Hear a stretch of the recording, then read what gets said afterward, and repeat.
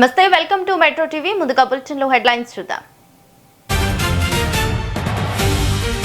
El Niño ప్రభావంలోనూ ఏపీకి సానుకూల వృద్ధి. జీఎస్టీపీ ఆర్థిక నివేదికపై సీఎం చంద్రబాబు సమీక్ష.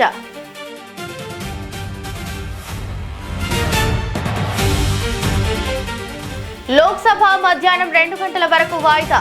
విపక్షాల ఆందోళన నడుమ సభ వాయిదా.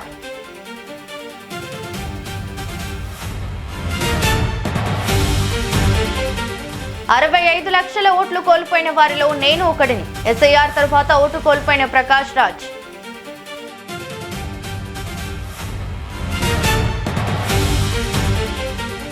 విశాఖలో రాహుల్ సింప్లిగంజ్ పై కేసు నమోదు. పెళ్లి పేరుతో మోసం చేశాడని యువతి ఫిర్యాదు.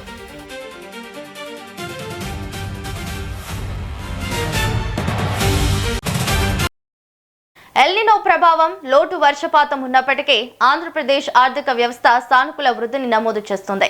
2025-26 రెండో త్రైమాసికంలో రాష్ట్రం 10.7% వృద్ధి రేటు సాధించినట్లు జూలై నెల ఆర్థిక నివేదిక వెల్లడించింది. వ్యవసాయ రంగం 13.5%, పారిశ్రామిక రంగం 10.6%, సేవల రంగం 9.9% వృద్ధి నమోదు చేశాయి. సీఎం చంద్రబాబు జీఎస్టీపీ నెలవారీ ఆర్థిక నివేదికపై సమీక్ష నిర్వహించారు. ఎల్నినో పరిస్థితుల్లోనూ వృద్ధి రేటు తగ్గకుండా సమగ్ర ప్రణాళికలు రూపొందించాలని అధికారులను ఆదేశించారు. ఇక ప్రతి ప్రభుత్వ శాఖ లక్ష్యాలను చేరుకునేలా వనరులను సమర్థవంతంగా వినియోగించాలని సూచించారు. రాష్ట్రం 15% వృద్ధి రేటు సాధించేలా కార్యాచరణ చేపట్టాలని, సామాన్యుడిపై ధరల భారం పడకుండా చర్యలు తీసుకోవాలని చంద్రబాబు స్పష్టం చేశారు.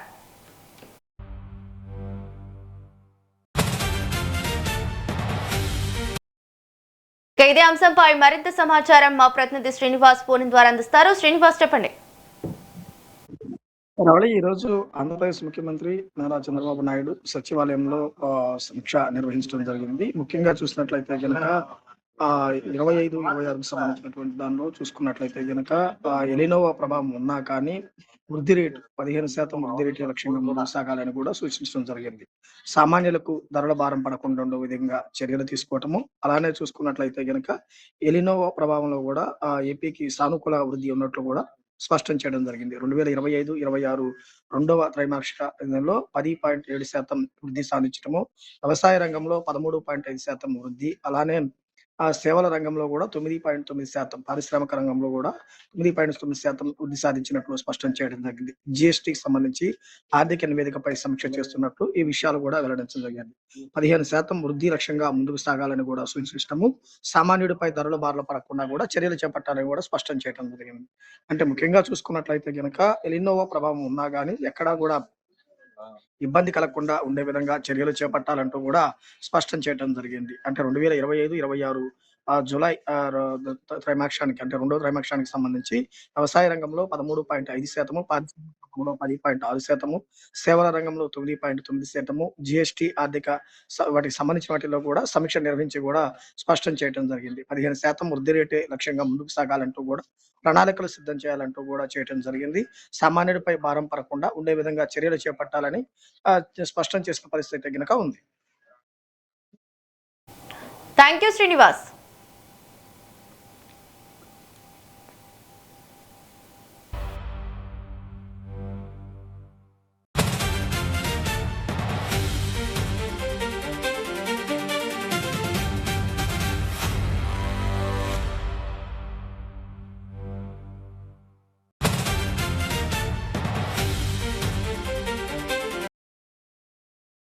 ఎస్ఐఆర్ తర్వాత తన ఓటు హక్కు కోల్పోవడంపై నటుడు ప్రకాష్ రాజ్ ఎక్స్ వేదికగా స్పందించారు.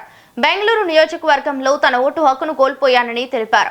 ఎస్ఐఆర్ తర్వాత ఓటు హక్కు కోల్పోయిన 65 లక్షల మందిలో తాను కూడా ఒకరినని పేర్కొన్నారు. బెంగళూరులోనే పుట్టి పెరిగానని, ఇదే నగరం నుంచి ఎంపీగా పోటీ చేశానని గుర్తు చేశారు. తన ఓటు హక్కును తిరిగి పొందేందుకు ఏం చేయాలో చూస్తానని ప్రకాష్ రాజ్ అన్నారు. అధికారంతో కొంతమంది పౌరుల ఓటు హక్కును అడ్డుకోవచ్చు, కానీ ప్రజల గొంతును శాశ్వతంగా అణచివేయాలని వ్యాఖ్యానించారు. ఇక ఓటు హక్కును ఆపగలరేమో కానీ ప్రజల నిర్ణయాన్ని మాత్రం ఆపలేరని స్పష్టం చేశారు.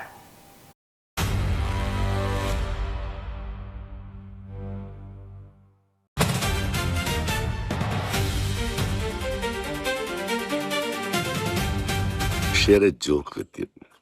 I am one of the 65 lakh voters whose vote right has been deleted from Bangalore constituency after SIR. Nice joke, no? I was born in this constituency. I lived in this constituency. I had my schooling, college, theatre.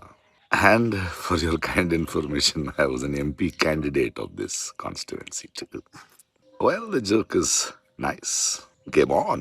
Let me see what is the process I have to go through. क्या क्या कागज दिखाना पड़ेगा to get back my voter ID. Well, game on. But one little word. My friend, you can use your powers. ఇక బెంగళూరు నియోజకవర్గంలో తన vote హక్కును కోల్పోయానని తెలిపారు ప్రకాష్ రాజ్. ఎస్ఐఆర్ తర్వాత ఓటు హక్కు కోల్పోయిన 65 లక్షల మందిలో తాను కూడా ఒకరినని అన్నారు. బెంగళూరులోనే పుట్టి పెరిగానని, ఇదే నగరం నుంచి ఎంపీగా పోటీ చేశానని గుర్తు చేశారు. తన ఓటు హక్కును తిరిగి పొందేందుకు ఏం చేయాలో చూస్తానని ప్రకాష్ రాజ్ అన్నారు. అధికారంతో కొంతమంది పౌరుల ఓటు హక్కును అడ్డుకోవచ్చు కానీ ప్రజల గొంతును శాశ్వతంగా అణిచివేయలేరని వ్యాఖ్యానించారు. ఇక ఇదే అంశంపై మరింత సమాచారం మా ప్రతినిధి శివ ఫోన్ ద్వారా అందిస్తారు. శివ, చెప్పండి, ప్రకాష్ రాజ్ ఓటు హక్కు కోల్పోవడానికి గల కారణాలేంటి?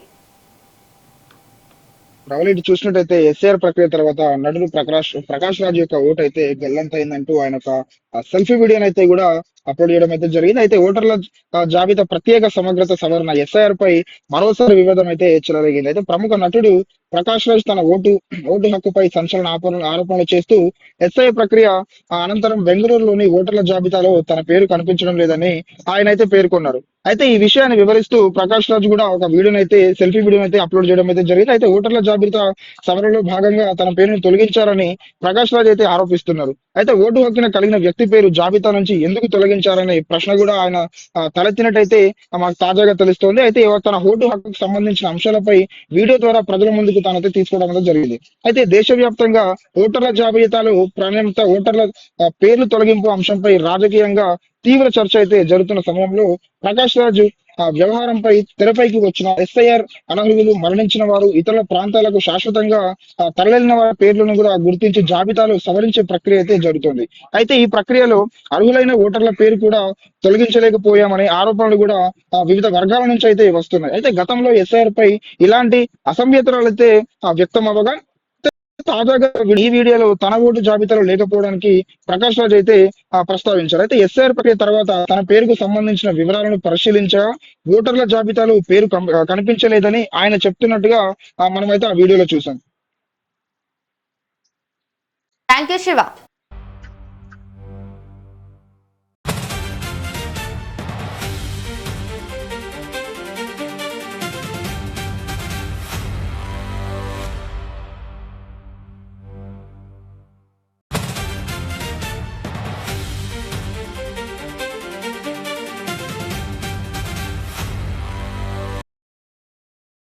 నెల్లూరులో గోవింద నామాల వివాదం రాజకీయంగా చర్చనీయాంశంగా మారుతుంది.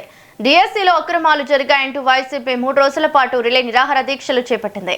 ఇక చివరి రోజు ఎమ్మెల్సీ చంద్రశేఖర్ రెడ్డి ఆధ్వర్యంలో జరిగిన నిరసనలో గోవింద, హరిగోవింద, కూటమి పాలన గోవింద అంటూ నినాదాలు చేశారు.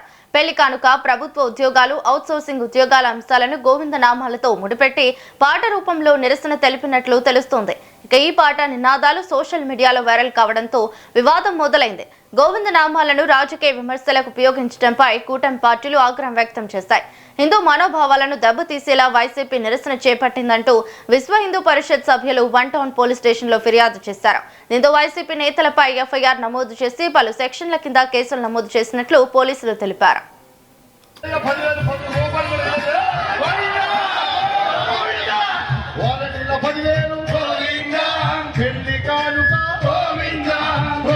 ఉద్యోగాలు గోవింద, అవుట్సోర్సింగ్ ఉద్యోగాలు గోవింద, గోవింద హరి గోవింద, కూటమి పాలన గోవింద, గోవింద హరి గోవింద, కూటమి పాలన గోవింద. ఏదైనా 10,000 రూపాయలు కూడా గోవింద.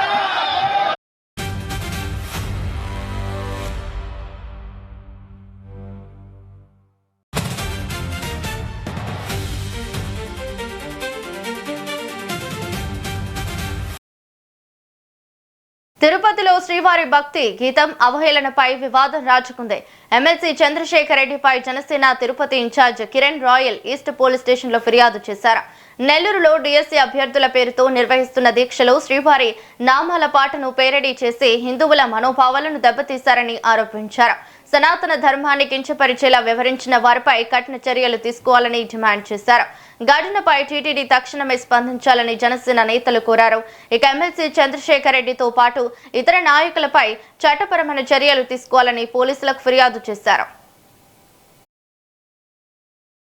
ఈరోజు తిరుపతి ఈస్ట్ పోలీస్ స్టేషన్ నందు నెల్లూరు ఎమ్మెల్సీ చంద్రశేఖర్ రెడ్డి నిన్న డిఎస్సి అక్రమాలు జరుగుతున్నాయని చెప్పి ఒక కార్యక్రమం చేస్తున్నారు వైసీపీ వాళ్ళు. గత కొద్ది రోజులు చూస్తున్నాం మనం. ఆ కార్యక్రమంలో వాళ్ళు నిన్న శ్రీ వెంకటేశ్వర స్వామి పాటల్ని కించపరిచే విధంగా, మా మనోభావాలు దెబ్బతీసే విధంగా హిందువులు మరొకసారి వైసీపీ అవమానించని చెప్పి చెప్పుకోవడానికి ఒక సందర్భం జరిగింది. నిన్న వాళ్ళు నెల్లూరులో ఒక కార్యక్రమం చేస్తూ డిఎస్సిలో వాళ్ళు శ్రీ వెంకటేశ్వర స్వామి పాట ఏదైతే గోవింద భజన పాట మనం అయితే భక్తిగా పాడుతామో ఆ పాటని పేరిడి చేసి ఆ పాటని అవహేళన చేస్తూ అక్కడున్న వైసీపీ నాయకులతో ఆనందం ఉండరు. అంటే ఎలా అంటే తల్లి వందనం గోవింద, హామీలు గోవింద, కూటమి గోవింద అనే రాజకీయ పార్టీని ఆ దేవుని పాటతో కలిపి మరొకసారి చేశారు.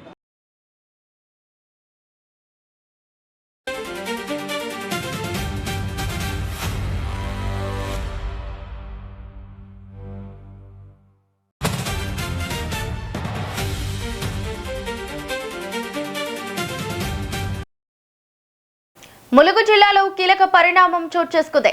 తెలంగాణ డీజీపీ సివి ఆనంద్ ఎదుట రాష్ట్ర కమిటీ మహిళా మావోయిస్టు నాయకురాలు కాకర్ల సమత అలియాస్ మాధవి దుర్గా అలియాస్ షకీలా లొంగిపోయారు.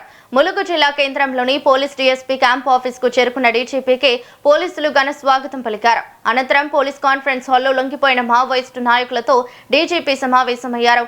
లొంగిపోయిన రాష్ట్ర కమిటీ నాయకురాలు కాకర్ల సమతకు డీజీపీ 20 లక్షల చెక్కును అందించారు. మరో 24 మంది మావోయిస్టులకు 2 కోట్ల విలువైన చెక్కులు, హెల్త్ కార్డులను పంపిణీ చేశారు. సాయుధ పోరాటానికి విరమించి జనజీవన స్రవంతిలోకి రావాలని అజ్ఞాతంలో ఉన్న తెలంగాణకు చెందిన మావోయిస్టు నేతల గణపతి, జాడే, రత్నభాయ్, వార్తా శేఖర్ కు డీజీపీ పిలుపునిచ్చారు. వారి కుటుంబ సభ్యులందరూ కూడా ఈ మావోయిస్ట్ భావాజాలం మరియు ఐడియాలజీ ఏదైతే ఉందో దానికి కట్టుబడి ఉన్నారు. చాలా కమిటెడ్ మావోయిస్ట్ థింకర్స్ వీళ్ళందరూ కూడా. వారి తల్లిదండ్రులు కూడా సింపథైజర్స్గా వ్యవహరించారు. చిన్నప్పటి నుంచి కూడా వ్యక్తిగతంగా సమతకు కూడా ఇటువంటి ఆలోచనలు, సిద్ధాంతాలు ఆకర్షించాయి. సొంత చెల్లెలు కాకర్ల సునీత ఎలియాస్ బద్రి, సొంత అక్క కాకర్ల సునీత, ఆమె కూడా సీనియర్ మావోయిస్ట్ లీడర్. ఆమె గత సంవత్సరం ఆగస్ట్ నెలలో ఆమె తెలంగాణ పోలీస్కి సరెండర్ అయిపోయింది. మరి ఇంకో కజన్ సిస్టర్ ఎవరైతే ఉన్నారో కాకర్ల పద్మ అని,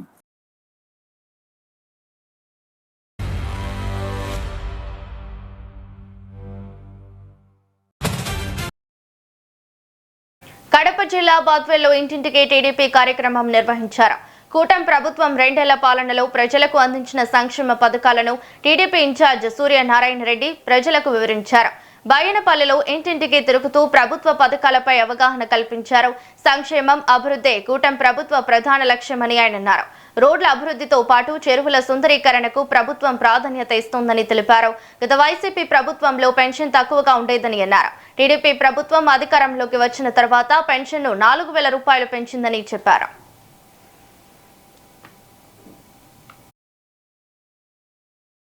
ఎందుకంటే అన్న తల్లికి వందనం కార్యక్రమం ఎంతమంది పిల్లలుంటే అంతమందికి డబ్బులు పడింది అనేది చాలా సంతోషం వ్యక్తం చేస్తుంది. అలాగే ప్రతి ఒక్క సంక్షేమ కార్యక్రమం, అన్ని సంక్షేమాలు, ఇప్పుడు ఇది అన్నదాత సుఖీభవతే అయితేనేమి కానీ, ఎన్టీఆర్ భరోసా పెన్షన్ అయితేమి కానీ, అలాగే దీపం పథకం కింద మా గ్యాస్ సిలిండర్లు ఇవ్వడం అయితే కానీ, ప్రతి ఒక్క సంక్షేమ కార్యక్రమం చెప్పినట్టుగా జరుగుతున్న మా యొక్క ప్రభుత్వం, మా చంద్రబాబు నాయుడు గారికి ధన్యవాదాలు, లోకేష్ బాబు గారికి కూడా ధన్యవాదాలు తెలియజేసుకుంటాం.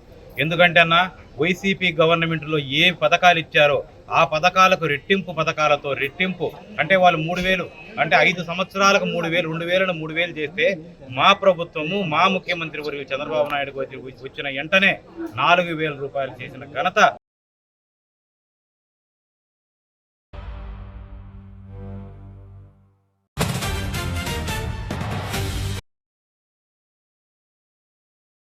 కడపలో సోషల్ మీడియా రీల్స్ కోసం ప్రమాదకర బైక్ స్టంట్స్ చేస్తున్న యువతపై ట్రాఫిక్ పోలీసులు కొరడా జులిపించారు. ప్రమాదకర విన్యాసాలపై ప్రత్యేక డ్రైవ్ నిర్వహించిన పోలీసులు 55 బైక్లను సీజ్ చేశామని తెలిపారు. 55 మంది నిందితులను అదుపులోకి తీసుకున్నట్లు వెల్లడించారు. అర్ధరాత్రి తెల్లవారుజామున రద్దీ సమయాల్లో నిబంధనలకు విరుద్ధంగా బైక్లపై తిరుగుతున్న వారిని గుర్తించి చర్యలు చేపట్టారు. రీల్స్ కోసం బైక్ వీల్స్ చేస్తూ మైనర్లు ప్రమాదకర స్టంట్స్ చేస్తూ ఇతరుల ప్రాణాలకు ముప్పు కలిగిస్తున్నారని పోలీసులు తెలిపారు. ఈ క్రమంలో నిబంధనలు ఉల్లంఘించిన వాహనాలను సీజ్ చేసినట్లు ఎస్పీ సచికేత్ విశ్వనాథ్ తెలిపారు.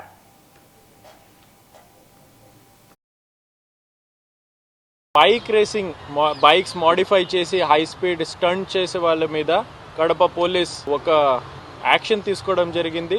వీళ్ళ మీద ఒక డ్రైవ్ చేయడం జరిగింది. ఆ డ్రైవ్ భాగంగా కడప టౌన్లో మధ్యరాత్రి లేకపోతే ఆడ్ అవర్స్లో ఎర్లీ మార్నింగ్ ఈవినింగ్ టైం కూడా డేంజరస్ స్టంట్ చేసి పబ్లిక్ సేఫ్టీ, వేరే వెహికల్ సేఫ్టీ, ప్యాసింజర్ సేఫ్టీకి బాధపడే వాళ్ళ మీద అందరి మీద మనం యాక్షన్ ఇనిషియేట్ చేసాము. As part of this drive 55 bikes మేము సీజ్ చేసాం.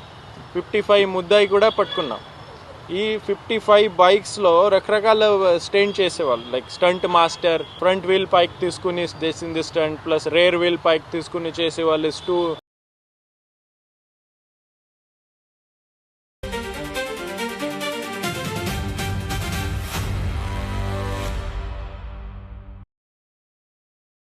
చిత్తూరు జిల్లా నగరిలో అక్రమ ఇసుక రవాణాపై పోలీసులు కుపాదం మోపారు. నగరి మీదుగా తమిళనాడుకు ఇసుక తరలిస్తున్న టిప్పర్ లారీలను పోలీసులు తనిఖీ చేశారు. గస్తీ నిర్వహిస్తుండగా అనుమానాస్పదంగా అతివేగంగా వెళ్తున్న 4 టిప్పర్ లారీలను ఆపేందుకు ప్రయత్నించారు. అయితే 2 టిప్పర్లు పోలీసులను తప్పించుకుని తమిళనాడు వైపు దూసుకెళ్లాయి. మరో 2 టిప్పర్లను పోలీసులు అడ్డుకుని తనిఖీ చేయగా ఎలాంటి బిల్లులు, రవాణా అనుమతులు లేకుండా ఇసుక తరలిస్తున్నట్లు గుర్తించారు. దీంతో 2 టిప్పర్ లారీలను సీజ్ చేసి యాజమాన్యులపై కేసులు నమోదు చేశారు. ఇక పరారైన మరో 2 టిప్పర్ల కోసం పోలీసులు గాలిస్తున్నారు.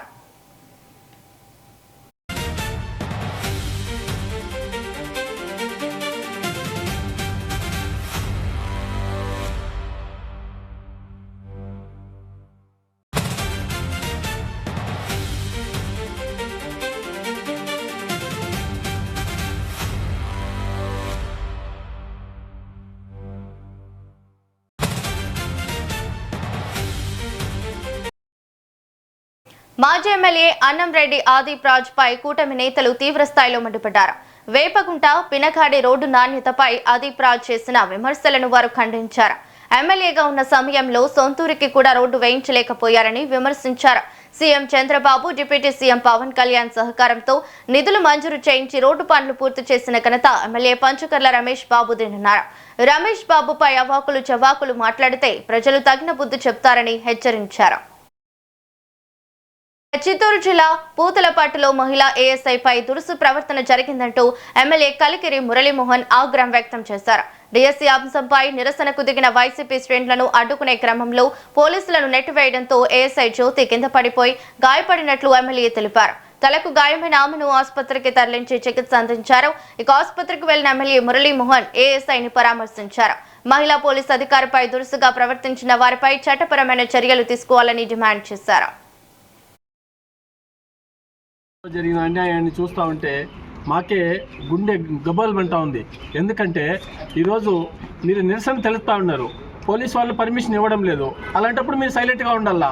ఏదో ఒకటి మీరు నెప్పుకొని మీరు ప్రభుత్వం మీద బురద చల్లాలనేసి మీరు ఇక్కడికి రావడం కరెక్ట్ కాదు. అది వచ్చినారు, ఒక ఆడాయమ ఏఎస్ఐగా పనిచేస్తున్న జ్యోతమ్మ గారు, ఆమెను మీరు తొక్కుకుంటా వెళ్ళారు. ఈరోజు మేము ఇక్కడ వచ్చి వీడియోలో చూసాము, తర్వాత హాస్పిటల్లో వచ్చి చూసాము. ఆమెను చూస్తూ ఉంటే గుండె తరుక్కుపోతూ ఉంది.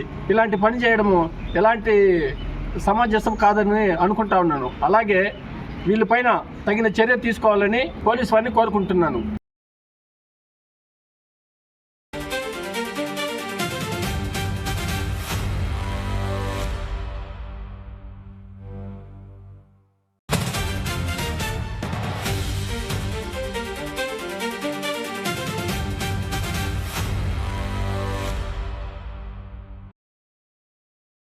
విశాఖలో పులి సంచరిస్తోందంటూ సోషల్ మీడియాలో వైరల్ అవుతున్న వార్తలు అవాస్తవమని అటవీశాఖ అధికారులు, పోలీసులు స్పష్టం చేశారు.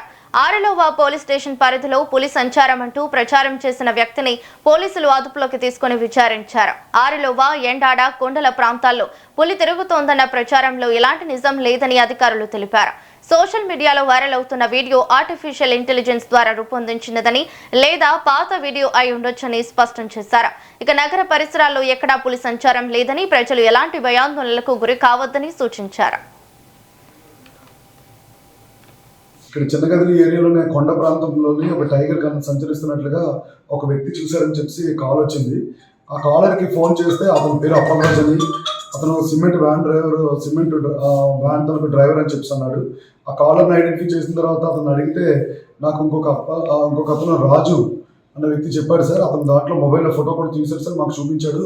అందులో అతను భయపడిపోయాడు అని చెప్పారు. ఆ తర్వాత అక్కడ కళాశీల అందరిని అడిగితే మేము ఎవరో చూడలేదు సార్, అతను మాత్రమే చూశాడని చెప్తున్నారు. ఆ తర్వాత రాజు అన్న వ్యక్తిని ఐడెంటిఫై చేసి అతనితో మాట్లాడితే అతను జస్ట్ అక్కడ కళాశీలకి కో డ్రైవర్స్కి థ్రెటనింగ్ చేయడానికి జస్ట్ ఏఐలో క్రియేట్ చేసిన ఆ ఫోటోని అతను షో చేయడం జరిగింది. నెల్లూరులో గోవిందనామాల వివాదం రాజకీయంగా చర్చనీయాంశంగా మారింది. డిఎస్సీలో అక్రమాలు జరిగాయంటూ వైసీపీ 3 రోజుల పాటు రిలే నిరాహార దీక్షలు చేపట్టింది. చివరి రోజు ఎమ్మెల్సీ చంద్రశేఖర్ రెడ్డి ఆధ్వర్యంలో జరిగిన నిరసనలు గోవింద హరి గోవింద, కూటమి పాలన గోవింద అంటూ నినాదాలు చేశారు.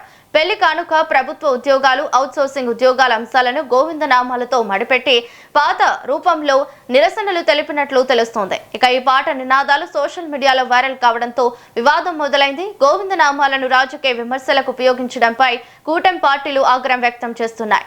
ఇదే అంశంపై మరింత సమాచారం మా ప్రతినిధి శివ ఫోన్ ద్వారా అందిస్తారు. శివ, చెప్పండి. చూసినట్టయితే నెల్లూరులో ఈ గోవింద నామాలను వైసీపీ పార్టీ డిఎస్సి ఉద్యమంలో వాడుకోవడం, డిఎస్పి ఆందోళనలో గోవింద నామాలను వాడడం అనేది తీవ్ర అభ్యంతరం వ్యక్తమవుతోంది. మనం చూసినట్టయితే గోవింద నామాలు అనేది ఎంతో పవిత్రంగా ఇటు తిరుమల వెళ్లే భక్తులంతా కూడా గోవింద గోవింద అంటూ గోవింద నామస్మరణతో తిరుమలకు చేరుకోవడం జరుగుతూ ఉంది. ఇలాంటి గోవింద నామాలకు ఎంతో ప్రాధాన్యత ఉంది. ఇక్కడ మనం చూసినట్టయితే నెల్లూరు జిల్లా ఇటు రాజకీయంగాను ఆధ్యాత్మికంగాను ఎంతో ప్రధానమైన జిల్లా, వ్యవసాయధారితంగా ఉన్న ఈ జిల్లాలో గోవింద నామాలకు సంబంధించి ఎంతో ప్రాధాన్యత ఉంది. ఈ గోవింద నామాలను రాజకీయ ఆందోళనలో వాడుకోవడం, వ్యంగ్య ధోరణిలో వాడుకోవడం అనేది భక్తులంతా కూడా తీవ్రంగా నిరసిస్తున్నారు. ఇక్కడ మనం చూసినట్టయితే అందరిలో కూడా ఇది ఒక సున్నితత్వమైన అంశం. గోవింద గోవింద అంటారు. ప్రతిదానికి పిల్లలకు ఏదైనా ఆహారం పెట్టేటప్పుడు కానీ గోవింద గోవింద అంటూ వారికి పరిచయం చేయడం, ఈ నామాలను పరిచయం చేయడం ఇక్కడ జరుగుతూ ఉంది. ఇక్కడ మనం భక్తులను ఎంతో విశ్వసించే ప్రజలందరూ కూడా గోవింద నామం పట్ల ఎంతో మర్యాద నమ్రతగా ఉంటారు. ఇక్కడ మనం చూసినట్టయితే ఈ వైసీపీ ఆందోళన కార్యక్రమాల్లో ఈ గోవింద నామాలను వ్యంగ్య ధోరణితో వాడుకోవడం, కూటమి ప్రభుత్వాన్ని విమర్శించేందుకు ఈ గోవింద నామాలను వాడుకోవడం అనేది భక్తులంతా కూడా వ్యతిరేకిస్తున్నారు. ఇక్కడ మనకు చూసినట్టయితే ఏదైనా పదార్థాలు వడ్డించేటప్పుడు అయిపోతే గోవింద గోవింద అంటారు. ఇక్కడ లేదు అని చెప్పేదానికి గోవింద గోవింద అంటారు. అంతా భగవంతుడు సమకూర్చే ఈ పదార్థం అయిపోయిందని చెప్పేదానికి గోవింద గోవింద అంటారు. ఇలాంటి సందర్భాల్లో ఉపయోగించే ఈ పదార్థాన్ని ఈ గోవింద నామాలను ఇక్కడ రాజకీయంగా కూటమి ప్రభుత్వాన్ని విమర్శించేందుకు ఒక వ్యంగ్య విధానంలో వాడేది చాలా అన్యాయమని కూడా భక్తులు అంటున్నారు. ఇక్కడ మనం చూసినట్టయితే డిఎస్సి విధానపరంగా ధర్మో రక్షిత అంటారు. డిఎస్సిలో ఈ చట్టపరమైన జీవోలకు సంబంధించిన విధానపరంగా ఎలాంటి అవతవకలు లేవు అనేది కోర్టులు నిర్ధారించాయి. డిఎస్సికి సంబంధించి ఉద్యోగాలు లభించడం వారైతేనేమి, అభ్యంతరాలు ఉన్న వారైతేనేమి కోర్టును ఆశ్రయించడం జరిగింది. ప్రభుత్వానికి అభ్యంతరాలు పెట్టుకోవడం జరిగింది. వీరంతా కూడా విచారించి అక్కడ ఎలాంటి అవతవకలు జరగలేదని ఇక్కడ చెప్పండి. ఈ వివాదంపై వైసీపీ నేతలు కానివచ్చు, ఎమ్మెల్సీ చంద్రశేఖర్ ఎలా సమర్థించుకుంటున్నారు? ఇక్కడ మనం చూసినట్టయితే కూటమి ప్రభుత్వం ఇక్కడ ప్రజాక్షేత్రంలో కూటమి ప్రభుత్వం ఇస్తామన్న అంశాలను ఇవ్వలేదు కాబట్టి ఆ గోవిందుడికి మొరబెట్టుకున్నామని సమర్థించుకుంటున్నప్పటికీ కూడా ఇక్కడ ఈ కూటమి వైసీపీకి సంబంధించిన పార్టీ వ్యక్తులే కొందరు కూడా ఇది అన్యాయం, గోవింద నామాలని ఈ విధంగా ఇక్కడ దుర్వినియోగపరచడం అనేది ఎంతో పవిత్రత ఉంది. ఈ ధర్మో రక్షిత అంటారు. ధర్మం దానిపైన ఇది చేసుకుపోయేటప్పుడు ఇలాంటి వ్యంగ్య ధోరణులను ఇక్కడ వినియోగించి ఇక్కడ వ్యంగ్యంగా ఈ నామాలను గోవింద నామాలకు సంబంధించింది మహావిష్ణువు ఇక్కడ మనం నెల్లూరులో చూసినట్టయితే స్వయంగా మహావిష్ణువు పాదం మోపిన బెల్లకొండ క్షేత్రం ఉంది. ఇక్కడ మహావిష్ణువు గజేంద్ర మోక్షంలో ఇక్కడ స్వయంగా ఇక్కడ పాదం మోపి నారదుడు తపస్సు చేసిన బెల్లకొండ క్షేత్రాల్లో స్వామి ప్రత్యక్షమై నారదుడికి శ్యామ విమోచన కలిగించిన ఈ అంశానికి సంబంధించి పూర్వం మునులు ఇటు భక్తులంతా కూడా ఈ ప్రాంతానికి చేరుకుని నెల్లూరులో ఈ క్షేత్రంలో కూడా సందర్శించడం జరుగుతుంది. కాశీ రామేశ్వరం మార్గ మధ్యంలో ఉండే నెల్లూరు అనేది ఇక్కడ ఎందరో మంది మునులు రాజులు కూడా ఇక్కడికి రావడం జరుగుతూ ఉంది. ఆధ్యాత్మికంగా ఎంతో ప్రాధాన్యత ఉన్న నెల్లూరులో గోవింద నామాలకు ఇంత అపాదు ఇక్కడ అపచారం చేయడం అనేది కూడా చేసినట్లు కూడా భక్తులు భావిస్తున్నారు. రావళి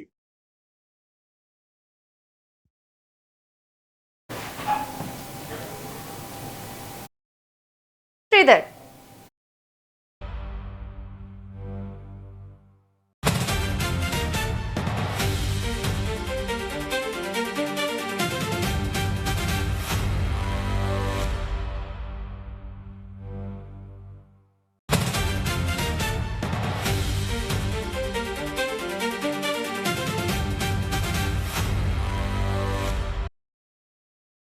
ఇవే bulletin updates. Keep watching metro TV.